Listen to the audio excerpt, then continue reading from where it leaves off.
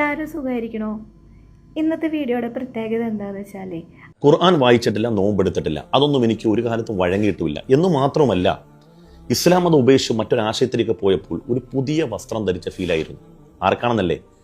സബീന ലക്ഷ്മിപ്രിയായി രൂപാന്തരപ്പെട്ടപ്പോൾ ഈ ആക്ടറിനെ, ഈ ചിത്രത്തിൽ കാണുന്ന ആക്ടറിനെ ഒരുവിധപ്പെട്ട ആളുകൾക്കൊക്കെ അറിയാം.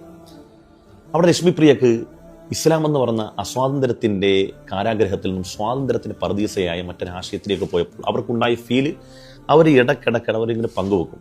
പക്ഷെ എന്നെ അത്ഭുതപ്പെടുത്തിയെന്നല്ല, ലക്ഷ്മിപ്രിയൻ്റെ വീഡിയോ കാണുന്നുണ്ടെങ്കിൽ ലക്ഷ്മിപ്രിയക്ക് ചിന്തിക്കാൻ വേണ്ടി ഞാനൊരു കാര്യം പറയാം. ലക്ഷ്മിപ്രിയ മാത്രമല്ല, ഒരുവിധപ്പെട്ട മനുഷ്യന്മാരും ഇസ്ലാം ഉപേക്ഷിച്ചാലോ അല്ലെങ്കിൽ ആരാലും അറിയപ്പെടാതെ കിടക്കുന്ന മനുഷ്യരൊക്കെ നാലാള് അറിയാനും ഞങ്ങൾ ജീവിച്ചിരിപ്പുണ്ട് എന്ന് മറ്റുള്ളവരെ ബോധിപ്പിക്കാനും ഇടക്കിടക്ക് പറയുന്ന സാധനമാണ്. ഒന്നില്ലെങ്കിൽ ഇസ്ലാം വിമർശനം, അന്ധമായ ഇസ്ലാം വിമർശനം, അല്ലെങ്കിൽ ഇസ്ലാം മതത്തിൽ ഞങ്ങൾ ജീവിച്ചിരുന്നപ്പോൾ ഇങ്ങനെയൊക്കെ ദുരന്തമായിരുന്നു, ഇങ്ങനെയൊക്കെ ബുദ്ധിമുട്ടായിരുന്നു. ലക്ഷ്മിപ്രിയ ഒരു കാര്യം മനസ്സിലാക്കണം.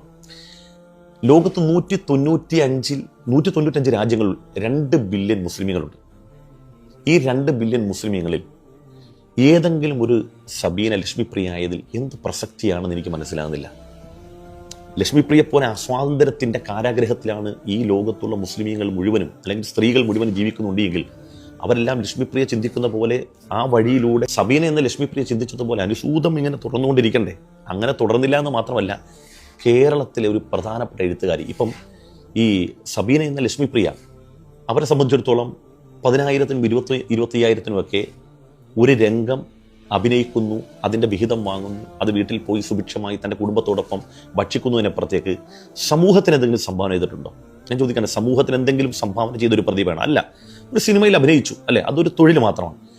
എന്നാൽ കേരളത്തിൽ കേരള ജനതക്ക് ഒരിക്കലും മറക്കാൻ കഴിയാത്ത ഒരാളുണ്ട്. ആരാന്നറിയോ? നമ്മുടെ ബഹുമാനപ്പെട്ട മാധവിക്കുട്ടി. അവർ പിന്നീട് കമലാസുരയായി. അവരുടെ 1-2 വാക്കുകൾ നിങ്ങൾ കേട്ടു നോക്കും. ഒരു കാട്ടുജന്തുവിനെ പോലെ ദുസ്വാതന്ത്ര്യം എന്താണെന്ന് അറിഞ്ഞ് പിന്നെ ഞാൻ വിചാരിച്ചു, എനിക്ക് എന്നെ സംയമനം പഠിപ്പിക്കാൻ ഒരു പുതിയ മതം വേണം, പുതിയ ജീവിതശൈലി വേണം. അതായിരുന്നു ഇസ്ലാം. മരണം തന്നെ ഒരു മധുര സ്വപ്നമായിരിക്കും ചിലപ്പോൾ, അല്ലേ? ഇങ്ങനെ സ്വപ്നങ്ങൾ എങ്ങനെയാണെന്ന് അറിയില്ല ഞാൻ. പക്ഷെ മുസ്ലിം ആയതുകൊണ്ട് എനിക്ക് നല്ല തീർച്ചയായും, എനിക്ക് അറ്റ്ലീസ്റ്റ്, ബാക്കിയുള്ളവരെ അറിയില്ല, സ്വർഗവാതിൽ തുറക്കും. ഇതായിരുന്നാലും ലക്ഷ്മിപ്രിയ, കമലാസുരയ്യയുടെ ആ വാക്കുകൾ നിങ്ങൾ കേട്ടു, അല്ലേ? ഇവരുടെ പ്രത്യേകത, ഇവർ ഹിന്ദു മതത്തിൽ നിന്ന് ഇസ്ലാമിലേക്ക് വന്നിട്ട് ഇക്കാലം അത്രയും തൻ്റെ പൂർവ്വ മതത്തെ മോശമാക്കി ചിത്രീകരിച്ച ഒരു വീഡിയോ, ഒരു വോയിസ്, അത് മോശമായിരുന്നു, അത് കൊള്ളത്തിലായിരുന്നു, ഞാനൊരു മുഷിഞ്ഞ കുപ്പായത്തിലായിരുന്നു, ഇപ്പോഴാണ് ഞാൻ സ്വാതന്ത്ര്യത്തിന് പർദീസിലെന്ന് ഒരു വാക്ക് കമലാസുരയ്യ. അതാണ് ഒരാൾ മുസ്ലിമായി കിട്ടുമ്പോൾ, മുസ്ലിമായുമ്പോൾ അയാൾക്ക് കിട്ടുന്ന ഒരു തരത്തിലുള്ള മാനസികമായ സന്തോഷവും സുഖവും എന്താണെന്നറിയോ? അയാൾക്ക് എല്ലാവരും ഉൾക്കൊള്ളാനും പരസ്പരം അങ്ങോട്ടും ഇങ്ങോട്ട് ബഹുമാനിക്കാൻ, സ്നേഹിക്കാനും വർത്തമാനത്തിൽ തന്നെ മിതപ്പെടുത്താനുമുള്ള ഒരു പരുവത്തിലേക്ക് അവർ രൂപാന്തരപ്പെടുമെന്നുള്ളതാണ്. നിങ്ങൾ നിങ്ങളുടെ ആശയം മഹിതമാണെന്ന് പറയുമ്പോൾ ആ മഹിതമായ ആശയത്തെ നിങ്ങൾ പ്രതിഫലിപ്പിക്കേണ്ടത് നിങ്ങളുടെ വാക്കും നിങ്ങളുടെ പ്രവൃത്തിയും കൊണ്ടാണ്.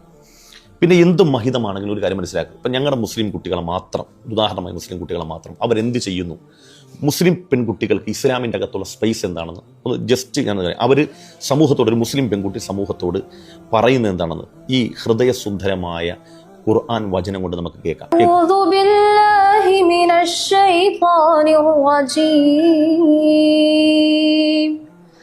رب هب لي من الصالحين فبشرناه بغلام حليم فلما بلغ معه السعي قال يا بني. വിശുദ്ധമായ ഖുർആന്റെ വചനങ്ങൾ, സാരോപദേശങ്ങൾ, ഇസ്ലാമിന്റെ സന്ദേശങ്ങൾ ശ്രവണസുന്ദരമായി കേൾക്കാൻ എത്ര ഇമ്പമാകുന്ന രൂപത്തിൽ ആ കുട്ടി പാരായണം ചെയ്യും, അല്ലേ? ഇത് ഇസ്ലാമിൻ്റെ അകത്തുള്ളൊരു മുസ്ലിം പെൺകുട്ടി വിശുദ്ധമായ ഖുർആനെ ഓതി കേൾപ്പിക്കുന്നില്ല പറഞ്ഞു. എന്നാൽ മറ്റ് ഒരു സമൂഹത്തിൽപ്പെട്ട ഒരാൾ അവരുടെ തന്നെ, അല്ലെങ്കിൽ മൊത്തത്തെ തന്നെ പെൺകുട്ടി, പ്രായപൂർത്തിയാകാത്ത ഒരു പെൺകുട്ടിയെക്കുറിച്ച് ദൈവപ്രീതിക്ക് വേണ്ടി എന്താണ് പറയുന്നത് കേട്ടു.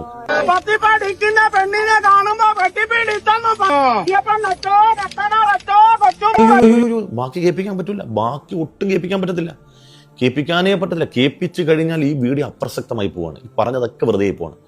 ഇനി ഇസ്ലാമിലെ സ്ത്രീ ആരാണെന്ന് ഒരു IPS ഉദ്യോഗസ്ഥനായ അലക്സാണ്ടർ ജേക്കബ് സാർ പറഞ്ഞുതരും. അതും കൂടെ ലോകത്തിലെ എല്ലാ സ്ഥലത്തും സ്വത്ത് വീതിക്കുമ്പോൾ പുരുഷന് മാത്രം സ്വത്തവകാശമുള്ളൂ, സ്ത്രീക്ക് സ്വത്തവകാശമില്ല. പ്രവാചകൻ പറഞ്ഞു അത് പറ്റിയല്ല. ആൺകുട്ടിക്ക് എത്ര സ്വത്ത് കൊടുക്കും അതിന്റെ പകുതി പെൺകുട്ടിയും കൊടുക്കും.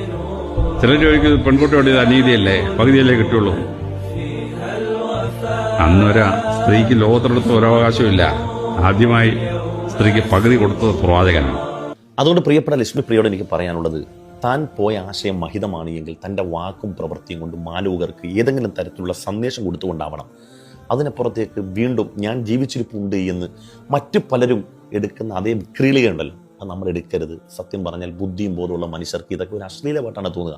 അതുകൊണ്ട് എൻ്റെ പ്രിയപ്പെട്ട നടി, എൻ്റെ പ്രിയപ്പെട്ട സഹോദരി, നിങ്ങൾ ഉൾക്കൊള്ളുന്ന ആശയത്തിന് എന്തെങ്കിലും പവിത്രതയും മഹിതമായ അതൊരാശയമാണെന്ന് നിങ്ങൾക്ക് തന്നെ തോന്നുമെങ്കിൽ അത് മഹിതമാണ് എന്ന് പറയുന്നതിനപ്പുറത്തേക്ക് അത് മഹിതമാണെന്ന് മറ്റുള്ളവർക്ക് തോന്നിപ്പിക്കാൻ രൂപത്തിൽ എന്തെങ്കിലുമൊക്കെ തൻ്റെ ജീവിതം കൊണ്ട് അടയാളപ്പെടുത്തണം.